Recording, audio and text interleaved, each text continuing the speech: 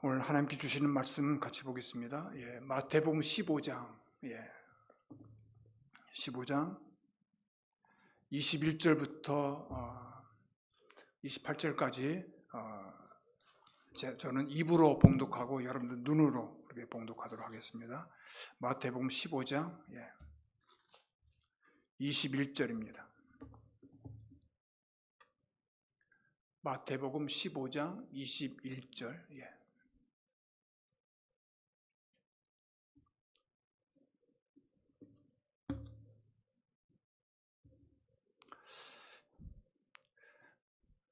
예수께서 거기서 나가사 두로와 시돈 지방으로 들어가시니 가나안 여자 하나가 그 지경에서 나와서 소리질러 이르되 주 다윗의 자손이여 나를 불쌍히 여기소서. 내 딸이 흉악하게 귀신 들렸나이다 하되 예수는 한 말씀도 대답하지 아니하시니 제자들이 와서 청하여 말하되 그 여자가 우리 뒤에서 소리 지르오니 그를 보내소서. 예수께서 대답하여 이르시되 나는 이스라엘 집에 잃어버린 양 외에는 다른 데로 보내심을 받지 아니하였노라 하시니 여자가 와서 예수께 절하며 이르되 주여 저를 도우소서. 대답하여 이르시되 자녀의 떡을 취하여 개들에게 던짐이 마땅하지 아니하니라. 여자가 이르되 주여 올소이다 마는 개들도 제 주인의 상에서 떨어지는 부스러기를 먹나이다 하니 28절 같이 봉독합니다. 시작. 이에 예수께서 대답하여 이르시되 여자여 내 믿음이 크도다. 내 소원대로 되리라 하시니 그때로부터 그의 딸이 나으니라. 아멘. 오늘 말씀 제목은 천국 광주리입니다. 천국 광주리. 예수님께서 이 땅에 사역한 때 여인들의 신앙 이야기가 참 감명 깊게 들려오고 있습니다. 12의 혈증을 앓은 여인이 예수님의 옷가를 믿음으로 만졌다가 나았다는 이야기가 있고요. 제사함받고 구원의 은혜를 입은 여인이 예수님의 머리부터 발끝까지 그 비싼 향유를 붓고 자기 머리털로 닦은 이야기. 그리고 오늘 본문에 나오는 이 시도와 두로 지방에 있는 이방 여인입니다. 이방 여인인 이 가나안 여인의 이야기를 여기 참 감동 깊게 감동을 주는 그런 신앙 이야기로 들려지고 있습니다. 이 이방 여인에게는 귀신 들린 딸이 있었습니다. 귀신도 그냥 보통 든 게 아니라 흉악하게 들렸습니다. 이 딸을 이 어머니가 고치기 위해서 아마 안 찾아본 의사가 없을 것이고 또 이제까지 갖고 있던 모든 시간과 물질을 다 이 딸을 고치기 위해서 다 쏟아 부었을 것입니다. 이제는 아무것도 없습니다. 그야말로 절망 그 자체로 있을 뿐이었습니다. 그런데 이 여인이 예수님께 찾아와서 고침을 받고 그 딸이 참 그렇게 이제 좀 추한 딸이었는데 아름답게 사람답게 변했습니다. 제가 이렇게 귀신 들린 그런 되게 여자를 좀 보게 되면 얼마나 좀 이렇게 추한 모습이고 또 빼짝 마른 모습인지 모릅니다. 근데 참 예수님으로부터 와서 취함받고 아름답게 변한 거예요. 정말 회복되어서 아주 예쁜 그런 딸로 이렇게 변화받게 됐다는 사실입니다. 이 여인은 마지막으로 예수님께 찾아와서 호소했고 끝내 고침을 받고 정상적인 그 딸의 삶이 회복됐다는 사실입니다. 어떻게 이런 일이 있을 수 있었을까요? 첫 번째 요소는 그렇게 이룰 수 있는 요소는 첫 번째로는 이 여인이 가지고 있었던 믿음 때문이었습니다. 믿음. 예수님께서 이 땅에 계실 때 믿음을 칭찬하신 일이 2번 있었습니다. 하나는 백부장, 그 당시에 정복자의 그 장교, 로마 장교인 백부장의 그 믿음으로 좀 그 중풍병자 하인이 낳았던 그 놀라운 일이 있었습니다. 그때 예수님께서 참 내 믿음이 크다 그렇게 칭찬하시고 인정해 주셨습니다. 또 두 번째로는 바로 이 두로아 시돈 지방에 있었던 이 이방 여인에게 내 믿음이 크도다, 내 믿음대로 될지어다 라고 그 딸이 완전히 고침받았던 사실이죠. 참 놀라운 일 아닙니까? 제사장이라든지 이런 율법학자들이라든지 그들이 이렇게 믿음을 칭찬받은 것이 아니라 이방 사람들이 칭찬받았다는 사실이에요. 인정받았다는 사실입니다. 예수님을 따르던 제자들도 역시 보면은 믿음이 작다라고 안타까워하신 반면 정말 칭찬받은, 인정받은 그런 믿음의 제자들이 없었습니다. 그런데 이 여인이 바로 예수님께로부터 인정받는 믿음이었던 사실입니다. 인정받을 만한 믿음이었던 사실입니다. 참 놀라운 일입니다. 이 여인이 가지고 있었던 믿음은 딸을 능히 고칠 만한 믿음이 있었다는 사실입니다. 사랑하는 여러분, 믿음은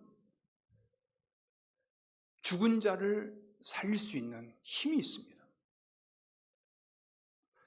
병든 자를 일으켜 세우는 그런 놀라운 원동력이 있습니다. 기적을 일으키는 씨가 바로 믿음이라는 사실입니다. 믿음이 있으면 불가능을 가능케 한다는 사실이죠.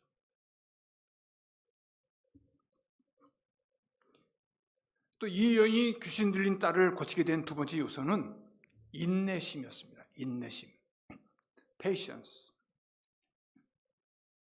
이 여인에게 있어서 유일한 소망은 예수 그리스도였습니다. 예수님께서 외면당한다는 것은 그야말로 이 여인에게서는 그야말로 절망이었고 죽음이나 마찬가지였습니다. 이 딸을 온전히 회복될 수 있는 가능성이 다 배제된 거나 마찬가지입니다. 그래서 이 여인은 예수님께 결사적으로 매달렸습니다.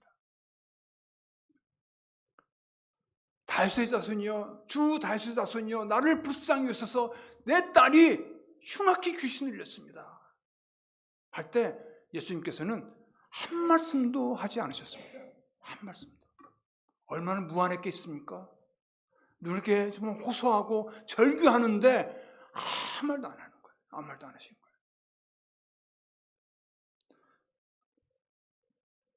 오히려 제자들이 너무 큰 소리로 이야기를 하니까 좀 이 여자를 좀 보내주십시오.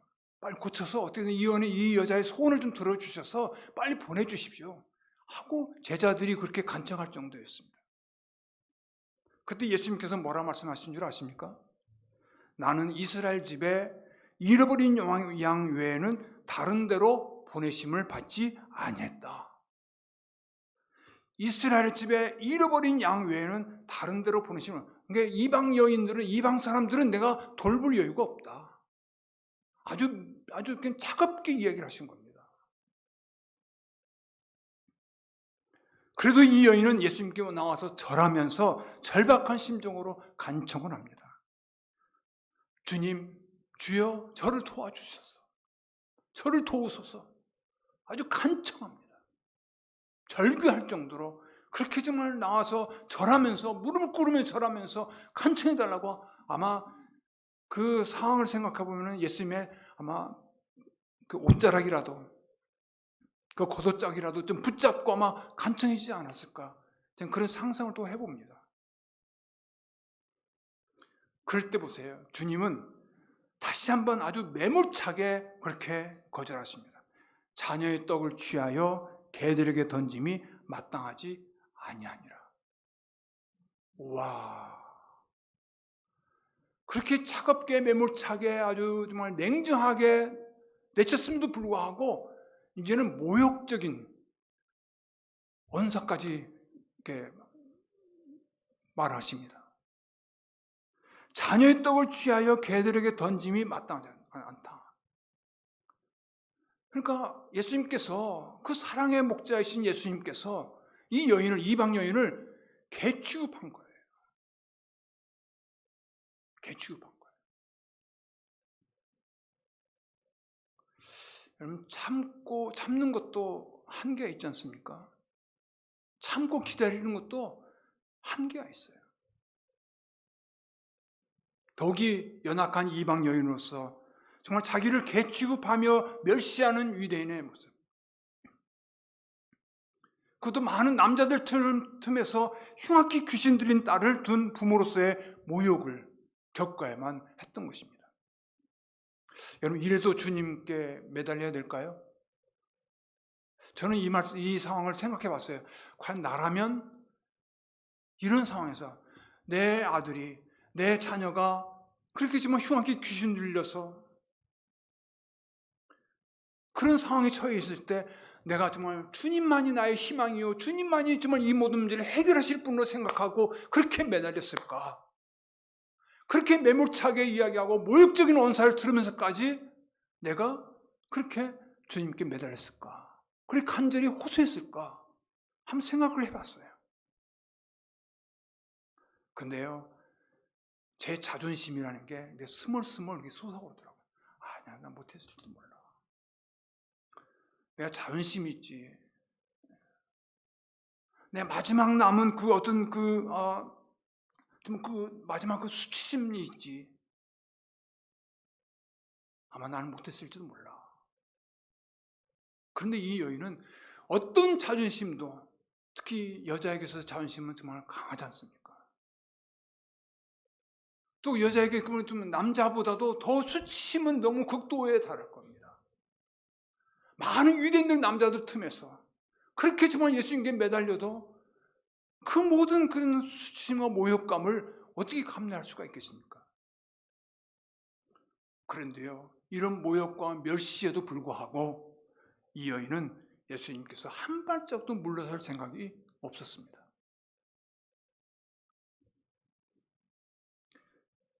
정말 끈질긴 인내심으로 주님께 매달렸다는 사실입니다. 이건 정말 쉬운 일이 아닙니다. 쉬운 일이 아니에요. 제가 지금 여기 우리 목회자 청빙하는 과정에서 모든 과정을 좀 제가 다 좀 알고 있고 우리 장로님의 그 이야기를 들으면서 알고 있는데 참 목회자 청빙하는 일이 그렇게 쉽지가 않아요. 우리 장로님이 이메일 보내고 찾아가서 만나 뵙겠다고 하는데도 불구하고 이런 방구 대꾸도 없는 거예요. 여러 가지 이런 것을 다 내려놓고 해야 되니까 참으로 힘든 거죠. 예. 근데 이 여인은 그 직접 예수님의 발 앞에서 많은 그런 유대 남자들 틈에서 이런 수모를 당해야 된다는 걸 생각할 때 과연 감당할 수 있을까 하는 거죠. 그런데도 이 여인은 끝까지 주님을 매달렸고 그래서 응답받았고 취함을 받았습니다. 그런데 오늘 이 이야기는 여기서 끝나지 않습니다. 오늘 말씀의 핵심 포인트는 바로 이제 오늘 말씀을 드리려고 합니다.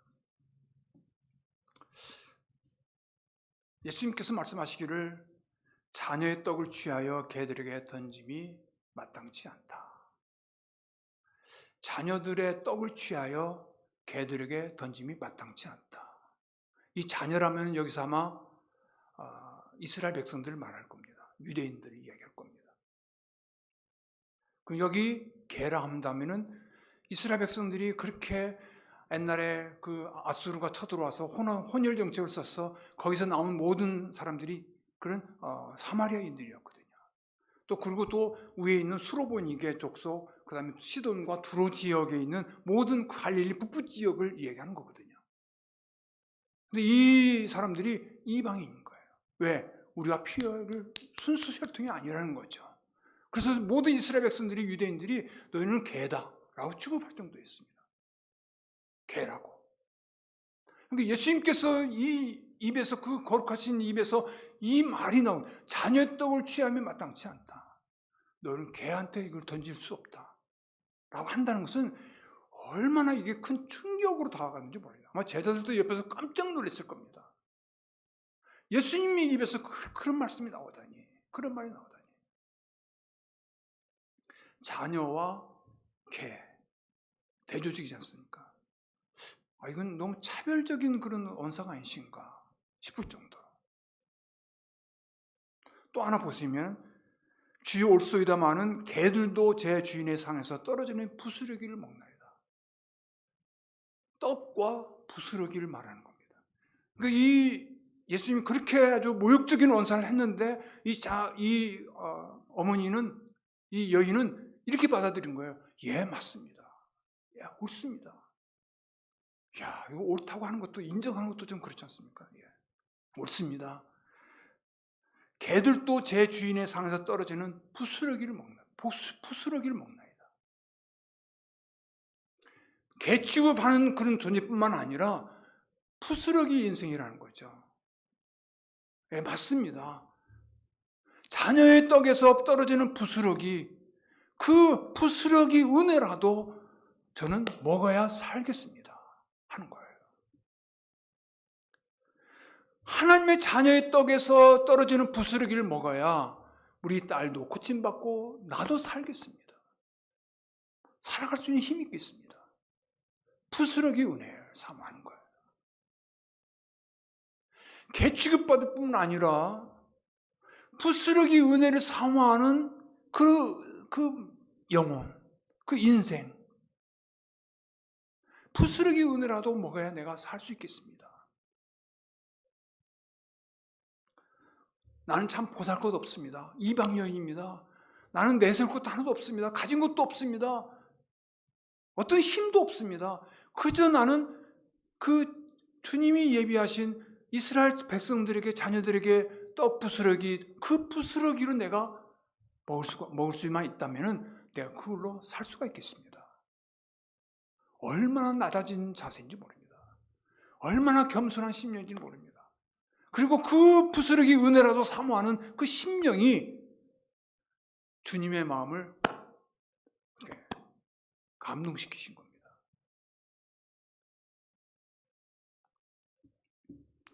사실 우리 예수님께서는 더 소중히 생각하고 사랑하시는 영혼은 부스러기 은혜라도 사모하는 영혼들입니다. 예수님은 건강한 자를 위해서 오신 것이 아니라 병든 자를 위해서 오셨고, 우리 마태복음 11장 보면은 나는 세리와 죄인의 친구라고까지 이야기하십니다. 낮아진 자, 겸손한 자. 그리고 나는 인자가 오는 것은 잃어버린 자를 찾기 위해서 왔다 하는 것입니다.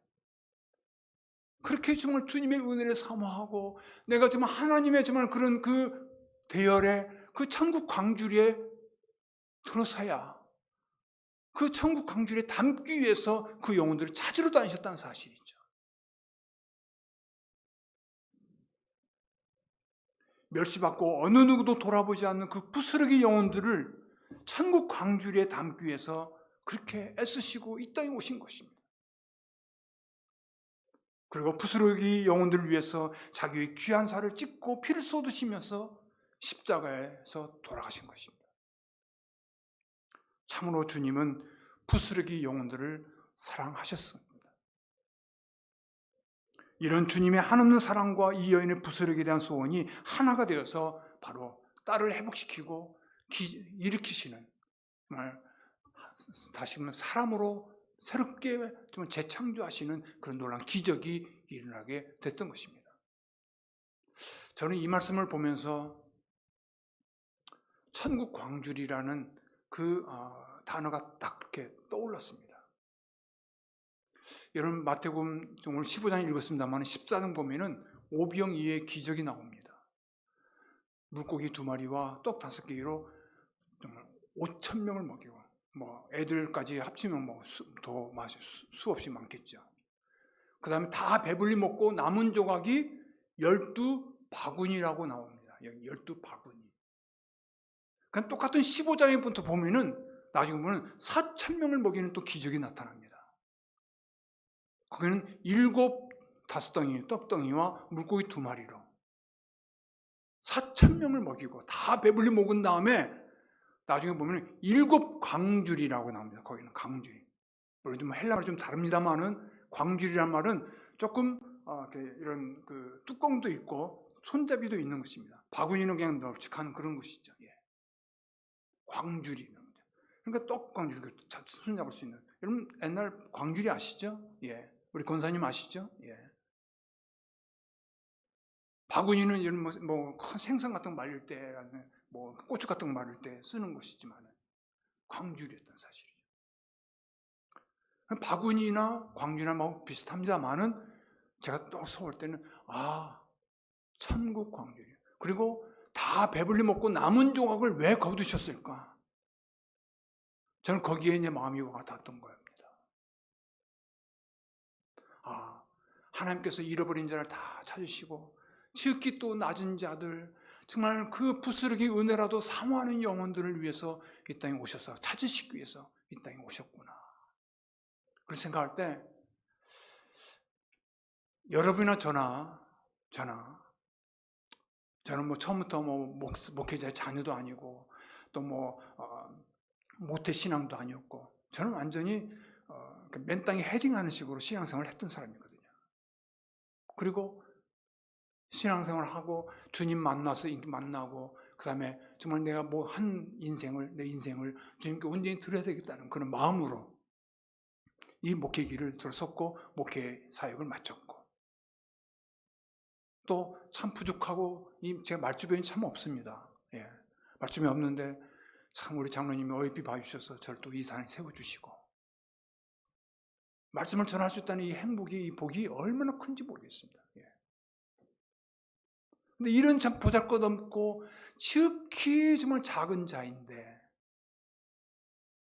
하나님께서 육신의 몸을 입고 이 땅에 오셔서 예수님이 되셔서 그 예수님을 만나서 예수님을 인격적으로 정말 우리가 내 구주로 영접하고 그분 때문에 내가 이렇게 여기까지 쓸 수 있었던 사실이 얼마나 감사한지 모릅니다. 저는 이스라엘 백성들처럼 잔의 떡을 취하는 자녀들이 아니에요. 예. 물론 지금은 영적인 자녀지만은 구원받은 영적인 자녀지만은 그런 신분적인 면이나 혈통적인 면에서 절대 그러면 하나님의 자녀가 될 수가 없어요. 하나님의 언약 백성이 될 수가 없어요. 이스라엘 백성들은 율법 받아 말씀 받았죠. 선민이죠. 그 다음에 언약 백성들이죠. 얼마나 복받은 백성들인지 모릅니다. 예. 그렇게 선택받은 백성들인데 결국 나중에 예수님을 십자가에 못 박혀 죽였잖아요. 예수님을 배반했어요. 메시아로 인정하지 않았어요. 얼마나 모욕과 천시와 천대를 했는지 모릅니다. 그런데 정말 그 부스러기 은혜라도 사모하는 그런 그 부스러기 영혼들, 그분을 찾기 위해서 예수님이 이 땅에 오셔서 나갔던 것을 건져주셨고 천국 광주에 담아주셨다는 사실이 얼마나 놀랍고 감사한지 모릅니다. 그래서 제가 정말 말씀드리지만 예수 믿는 것이 한 것 좀 잘한 일 하나도 없지만은 그래서 예수 믿고 내가 하나님께 인정받아서 하나님 나라로 들어간다 하는 그런 소망 가운데 살아가는 것이 얼마나 기쁘고 감사한 일인지 모릅니다. 여러분, 저만 그러겠습니까? 여러분도 마찬가지죠. 우린 다 부스러기 영혼들이요. 부스러기 은혜를 먹어야만이 살 수 있는 우리들 모습 아닙니까? 항상 주님의 그 크신 은혜와 사랑을 늘 먹고 늘 우리가 더욱더 풍성한 삶을 누릴 수 있기를 간절히 바랍니다. 한 가지만 말씀드리고 이제 마치려고 합니다. 정말 말할 수 없는, 어떻게 말로 형용할 수 없는 하나님의 은혜를 입은 사람, 부스러기 은혜를 입은 사람이에요. 그렇단다면은 이제는 우리가 부스러기 은혜를 입어서 천국 광주에 담아져 있단다면은 나만 담겨서 하나님 나라에 들어갈 것이냐 하는 거죠. 나만. 그럼 너무 이기적인 거 아닌가요? 너무 개인적인 거 아니에요? 나만 생각하는 자기중심적인 그런 신앙생활은 신앙인의 모습이 아닌가요? 여러분 자녀들은 어떻게 할 것입니까? 여러분 자녀들. 지금 하나님 자녀답게 살지 못하도록 얼마나 많은 유혹과 얼마나 많은 그런 꼬임들이, 미혹한 것들이 자녀들을 정말 넘어뜨리기 위해서 이 세상에 얼마나 많이 있습니까? 우리 자녀들이 얼마나 정말 그 아프고 고통스러운지 모릅니다. 우울감에 젖어 있습니다. 남과 자꾸 비교하니까 자기의 어떤 그런 좀 왜소함도 또 자기 열등감도 차 있다 보니까 점점 우울감에 차 있는 거예요. 우리 자녀들 어떻게 하겠습니까? 또 뿐만 아니라 우리 주위에 있는 우리 친척들, 지인들, 여러분 알고 있는 지인들 세상에 지금 방황하고 있잖아요. 앞으로 우리 신앙을 믿음을 지키기 위해서 여러분 정말 죄와 피 흘리까지 싸워야 되는 것처럼 우리 믿음을 지키기 위해서 여러분들 얼마나 많은 노력을 해야 되는지 모릅니다. 아마 결사적으로 항쟁해야 될지도 모릅니다. 이 세상은 영적 전쟁터입니다. 죄와 싸움이 끝일 날이 없어요. 주님 오실 때까지는 끝나지 않습니다. 우리 주위에 있는 사람들, 가족들, 우리 자녀들 특별히 이 영혼들은 어떻게 할 겁니까? 사랑하는 성도 여러분, 여러분들 이 여인의 모습처럼 믿음과 인내와 이렇게 좀 부스러기라도 정말 건지고자 하는 부스러기 은혜를 사모해서 그 영혼들을 건지고자 하는 그런 뜨거운 사랑의 열정이 식지 말아야 될 줄로 믿습니다. 끝까지 그 영혼을 찾는 사랑의 수고가 있어야 될 것입니다. 이 여인의 심정으로 저 병들고 상처받아 고통 중에 있는 부스러기 영혼들을 살리는 일에 우리가 전력을 다해야 될 줄로 믿습니다. 교회는 바로 이 부스러기 영혼들을 모으는 곳입니다. 여기가 바로 병원이요, 여기가 바로 안식처요, 여기가 정말 신령한 꿀을 먹는 그런 다시금 살찜을 입고 건강을 회복될 수 있는 그런 곳이 바로 이 교회입니다. 이 역할을 감당하는 우리 남부 뉴저지 장로교회가 꼭 되실 수 있기를 간절히 축원합니다. 기도하십시다. 아버지 하나님, 세상이 점점 삭막해지고 있습니다.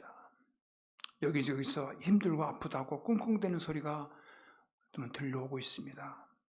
주님, 이 주님은 이 부스러기 영혼들을 찾으셔서 천국 광주리에 담기 위해 오신 줄로 믿습니다. 우리도 주님의 심장을 품고 잃어버린 영혼들을 흩어지는 부스러기 영혼들을 위해서 찾아 수고하는 우리가 되게 하여 주옵소서. 일에 앞장서서 수고할 우리 목회자를 빨리 보내주시고 속히 보내주셔서 함께 힘을 모아서 함께 뜨겁게 기도하면서 이 잃어버린 영혼들, 부스러기 같은 영혼들을 우리가 찾아 헤맬 수 있는, 찾아다닐 수 있는 귀한 은혜가 있게 하여 주옵소서. 감사하고 예수님 이름으로 기도드리옵나이다. 아멘. 우리 찬송가 521장 같이 보신 후에